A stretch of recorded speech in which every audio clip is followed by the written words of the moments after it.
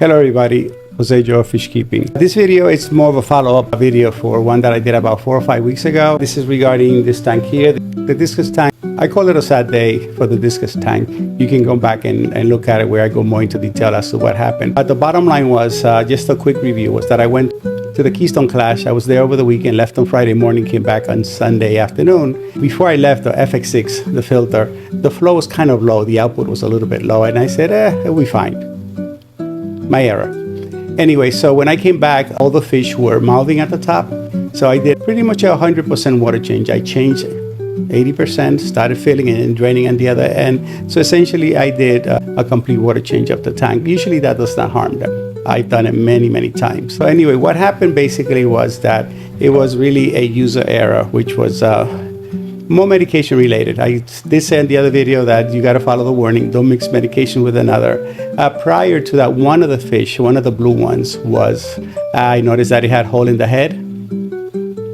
And I started treating it with a trio that I use, which is metronidazole, kanamycin, and nitrofurazone. This usually works for most of the illnesses that will affect your fish. So I noticed that one of the fish also looked like he had a tapeworm, a little bit coming out of the mouth. It looked like that. I've seen it before. I've had it once before, and I started treating it once at 80%. Remember, there's still some water left with antibiotic at the bottom. The ideal thing to do was to put carbon or wait longer time in between and then treat it. So I use Praziquantel, which is a great medication for some of the flatworm. It does not treat every worm, but it is very effective on flatworms like tapeworm, which can affect discus and a lot of cichlids. This kind of created a toxic environment. The fish were already stressed out because of poor water condition. Whether they started on Friday night, Saturday into Sunday, I don't know. But the thing was that they were mouthing at the top, and they were already, that was a stress. As it would with you and me, if we go, let's say, improperly dressed during bad weather, cold weather, likely our immune system, if it's not very strong, is likely to become affected. If the immune system is down, is any kind of stress, they can have illness affect them. Now, you could have, somebody asked me before, if you already treat your fish for parasite, why would you treat them again? Sometimes we may introduce with some frozen food, which I use. I choose not to use bloodworms anymore because I've had some issues with them. But there's many other frozen foods that I do use. And I vary the diet highly with the fish, with these fish. I overfeed them on purpose because discus can lose weight. I used to feed them 3 times a day on up here on a automated feeder. And then usually I come in at night, or sometimes in the morning I may feed them additional protein, whether it's beef heart, frozen brine shrimp, and some other things that I do use. Or I do that at nighttime. So they get fed quite a bit because some of them can lose weight. And that's a thing, they can have this skinny discus syndrome or illness. Anyway, so these guys were going through a stressful time, and they started showing symptoms a day or 2 later. Some of them, especially the blues, get very dark when they scan any kind of stress. The clam fins, a lot of them were hiding at the bottom behind all the plants here. Once I saw that behavior, then I know that something was happening. So I started treating them for things that I saw, that I know what they are and what medications I could use. I don't oppose using medications. I quarantine with medications and I use them regularly. Anytime I notice that something is going on, if you catch things early, whether it's with humans or fish, if you catch things early, you likely will prevent something. So medications used together, a lot of them will give you warning, as I said in the previous video. If there is a medication warning, Praziquantel clearly states do not use with other medications in the water. The proper thing to have done would have been to use carbon on it, which I did here. I used carbon, and then after a day or two, then I started using medications. Now, it was a kind of an uphill battle to save. I lost about 8 or 9 discus there, and you do the math. On an average, between $150 and $300 each fish. I just do the math. It can be quite costly. So now what have I done to correct some of these things? Obviously, it was a user error. One of the things that I found amusing was that previously I had an issue with one of the antiparasitic and using the same trio of medications that I use that is meant to be used together, right? It comes together in a package, and the 3 together work amazingly. Some people will call it a wonder cure. But anyway, it's a very effective group, and I've used it safely with all scaleless fish, all fish, and I really have not had any real issue. Now, mixing the medication, it happened once before. So there was one thing that I looked up. I said, somebody who makes the same mistake and keeps repeating it, what do you call that person? Willfully ignorant was one good word that I learned that day, and I looked that up, which means, you can be a fool, you can be stupid, as I said before, but willfully ignorant is somebody who does not learn from their mistakes. So we make mistakes as fish keepers. We are not perfect. We do make mistakes. We learn from our mistakes. I pride myself on being a fairly good fish keeper. My water is clean all the time. I don't like dirty tanks. And as far as the clarity of the glass and everything else, and occasional glass piping and plecos and bottom feeders, they maintain a good balance, of levels of fish. Also, if you may have noticed, my tanks are way overstocked. So in overfeeding, I really don't have an issue. A lot of people, they say they base when they should do a water change based on nitrates. I can proudly say that I've really never, ever, other than when a tank is cycling, have nitrates on my tank. The plants certainly help. The 80% water change that I do on the tanks, I think help. These guys are fine with as I said, I've done 100% and more. Straight out of the tap. I don't use any special water, just the chlorinated, because in my area you could smell the chlorine sometimes. Fish keeping, you learn from mistakes. You learn from other friends. Steve from Shell Aquatics, he breeds Discus for a long time. And sometimes you find support by watching other people's video that have also a lot of experience. Sean from Discus North, sometimes we often talk and trade ideas. And you don't have to agree with whatever one person says. You can have differences. And I've told them, I said, Sean, I don't agree with this particular video that you put out. I'm going to do a reaction video. I have the opposite view than what you have on this particular side. And it's fine to disagree or not to agree with everything you say, such as in politics or religion, which we won't go there anyway. So as fish keepers, we will make mistakes. And owning up to your mistakes is one way to learn, and sharing those mistakes with you, certainly. So for overfiltration, I am for overfiltration. I have an FX6 here. I have a UV unit here, a large UV unit, which I have not completed this video.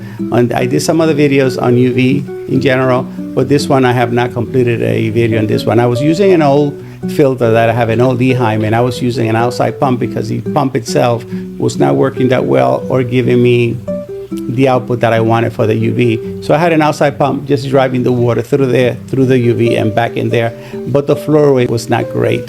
So I put in a Fluval 407 to drive this instead, and this thing really moves a lot of water.